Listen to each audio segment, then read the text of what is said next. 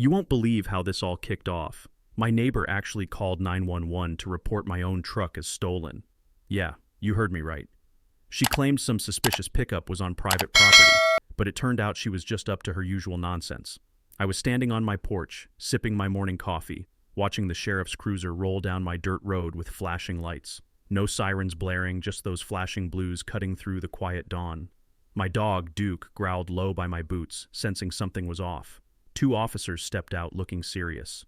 "Sir, we got a call about a stolen vehicle on your property. Mind if we take a look?" one asked. I blinked, stared at them for a moment, then pointed to my old Ford F-250 parked nearby, the same truck I'd owned for 7 years, paid off just last year. It had my ranch's name painted right on the door, Red Creek Ranch. "You mean my truck?" I said, still trying to wrap my head around it. Then, out of nowhere, I saw her, Karen. Or, as everyone calls her, HOA Karen.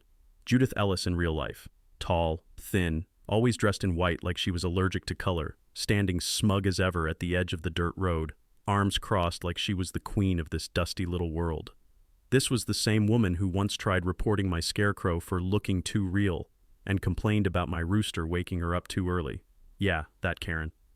I remembered right then the security cameras I'd set up all over my ranch last year after she tried getting the county to shut me down for running some illegal commercial out here.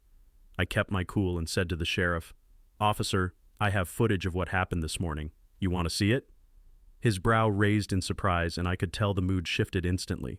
But before I could grab my phone, Duke growled again. The officer's radio crackled. Karen had just called in another complaint, this time claiming there were visible firearms on my property. That's when it hit me. This wasn't just petty HOA drama anymore. She was trying to get me in real trouble, maybe even arrested. I raised my hands slowly, calmly. "Sheriff, I promise, I have everything on camera. Just let me show you before this blows up." Karen's smile flickered, now cold and calculating. She had no idea I'd seen her walking onto my property, circling my truck, even trying the door handle, caught clear as day on my cameras. She'd walked straight into her own trap. Let me back up a sec so you get the full picture. My name's Luke Dawson. I'm 54 and have run Red Creek Ranch since I inherited it from my dad 30 years ago. I'm a simple man, cattle, chickens, a few goats, and I like it that way. I didn't sign up for HOA drama or neighbors poking their noses in where they don't belong. 2 years ago, Pleasant Meadows HOA sprang up a mile down the road. Some folks were nice, brought pies, waved from their shiny SUVs. But Judith Ellis was a whole different story. First time she showed up, she marched up to my gate in high heels with a clipboard. "I'm Judith Ellis, representing the HOA," she said, looking me over like I was some problem to solve. She started nitpicking everything, old machinery, my animals, even my burn barrel. Told me I was outside her jurisdiction, but that didn't stop her. For the next year, she kept harassing me, calling animal control because Duke barked too much, reporting my tractor for unauthorized use, even sending me a list of acceptable paint colors. I laughed, tossed that in the fire. But this 911 call, that crossed the line. That morning, I was fixing a fence near the creek when I noticed a strange glint near the road. It was her, half hidden in the shrubs, filming my truck on her phone. Duke barked, I shushed him, and went inside. That's when I checked the cameras. 4 angles covering every inch of the ranch. Front gate, barn path, side road, porch. And there she was, sneaking onto my property, circling my truck, trying the handles.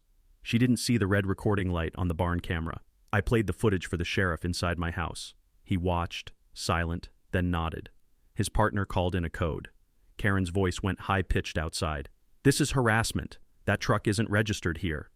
The sheriff stepped outside, looked her dead in the eye. "Ma'am, did you step on this man's property without permission?" He held up the phone. "You reported this as stolen. We have your call on record, and now your face on camera." Karen's color drained. For once, no snappy comeback.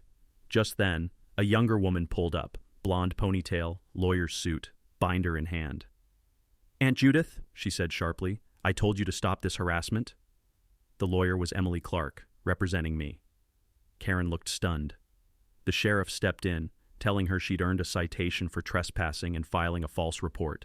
Karen stormed off, tires kicking up dust. Emily warned me, this isn't over, and she was right. Next day, I woke up to calls. Neighbors reporting Karen was rallying signatures to claim my ranch unsafe, posting signs, filing zoning complaints, even sending men to mark my fence with boundary stakes. She was wearing me down. Then came the HOA lawsuit. claims of nuisance, noise complaints about Duke, my rooster, and even my equipment. They wanted to erase my ranch piece by piece. But Emily and I fought back with all the footage and proof we had: illegal trespass, harassment, defamation. In court, Karen stumbled over questions about why she was on my land at night, why she taped flyers on my mailbox. The judge wasn't buying her story, and we got the green light for a countersuit. Victory? Not yet, but a start.